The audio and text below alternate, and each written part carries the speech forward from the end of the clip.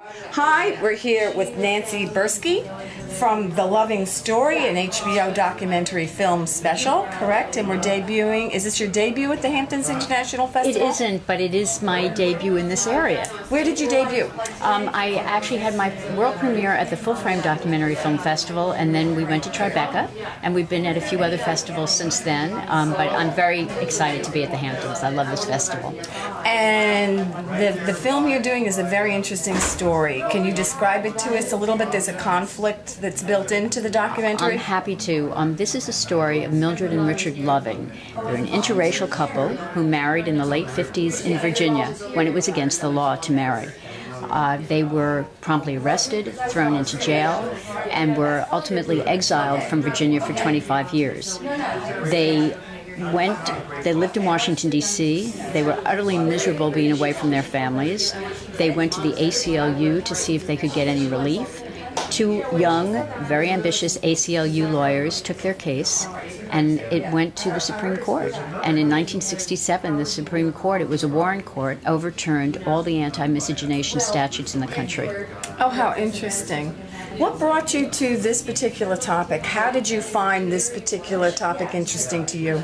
Mildred Loving died in May 2008, and I read her obituary in the New York Times. Oh, that's interesting. And I found it fascinating, and I could not believe that there had not been a documentary made about her and her husband all these years, and I discovered there wasn't, and I felt like there needed to be.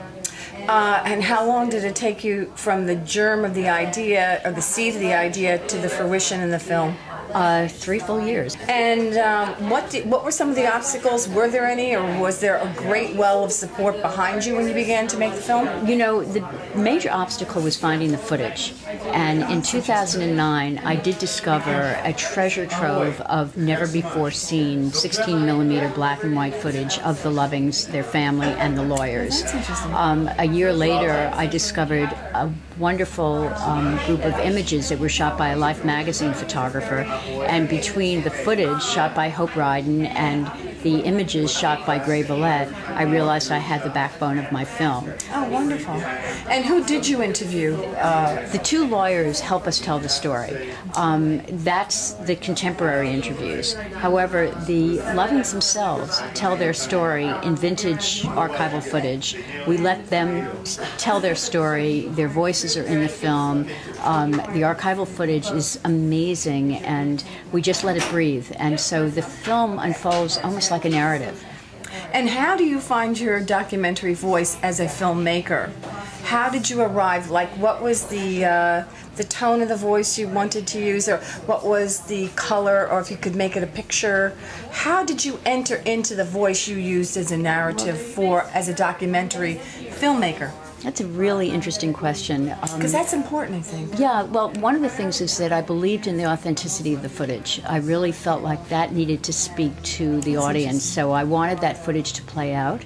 And it really does. As I say, we let it's footage that's shot in a cinema verite style. Mm-hmm. If you're familiar with that, cinema verite is a kind of fly-on-the-wall style, mm-hmm. where the filmmaker doesn't really interfere with the mm-hmm. process. Mm-hmm. And so you feel like you're there, you're living with them. Oh, and I believed in that. I mm-hmm. felt like we needed to let our viewers feel like they've gone back in time and in place. And I tried to interrupt that as little as possible with contemporary voices. So that's the tone of the film, to make people feel like they're actually in rural Virginia mm-hmm. in the 50s. Mm-hmm. As soon as we had slavery in this country, right. people were worried about people marrying outside of their race.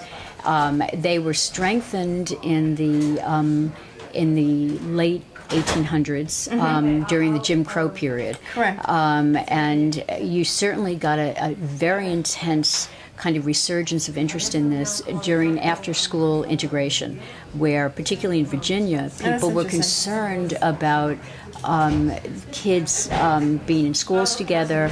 The reason that Virginia resisted mm-hmm. integration of schools, and it was called massive resistance mm-hmm. during that time, they resisted it because they realized that if if children were together in the classroom and they got to know each other as human beings, they would begin to like each other. And what would happen? Well, there would be romance and there would be marriage. So ultimately, segregation was really about trying to avoid intermarriage. That's what segregation's all about. Well, do you feel, one of the things that struck me about what you were saying is that today there's an anti-bullying platform that's being offered here, and this almost precedes the anti-bullying. It's bullying of another type. It's the bullying of a culture, the forming of a culture.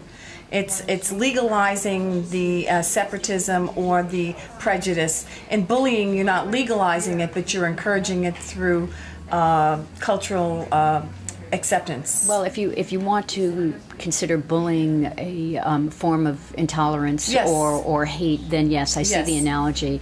I do believe that anti-miscegenation statutes are a form of legalizing hate, and in effect, it's a hate crime.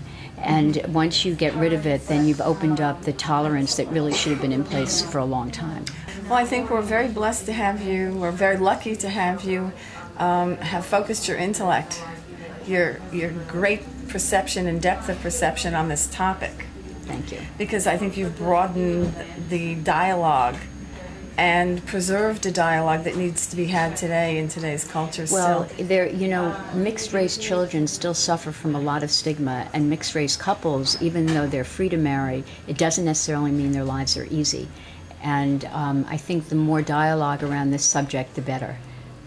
I want to thank you. So when will people catch your film on HBO? HBO, it's going to be premiered on Valentine's Day. Oh, how which is lovely. Wonderfully appropriate, considering it's called The Loving Story, and Mildred and Richard Loving were the centerpiece of this history. What's interesting about them is that the Lovings were not trying to change history. They were not activists. They really just wanted to return to their home in Virginia and live with their families. But the movie really, I think, makes the point that anybody can change history. If you believe strongly enough in a certain morality or principle, and you decide you have to do something about it, then you ultimately may change history. Well, it's the majority of one, Machiavelli's majority of one. If you stand in the right and you're one, the rest fall to the side. Correct? That's correct. Yeah, it's a political. That's just the way it always works, don't you think? Yes, I agree. But it takes great courage to enact. So you focused on the intimacy of the story to portray the courage plus the accuracy of how this actually occurred, along with the tone and the emotional quality that you wanted to portray, that these people were in love.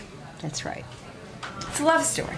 It is a love story. Well, thank you so much. So if people want to get in touch with you, Nancy, how do they get in touch with you? The best way is through our Facebook page, and that's The Loving Story. The Loving Story. That's right. We also have a website, which is called lovingfilm.com, and we have a sign up there where we can send out newsletters to people that are interested in following the course of the film, and we really encourage it. We'd love to hear from people. Well, I want to thank you for your gracious time. Thank you for allowing us to interview you about your loving story.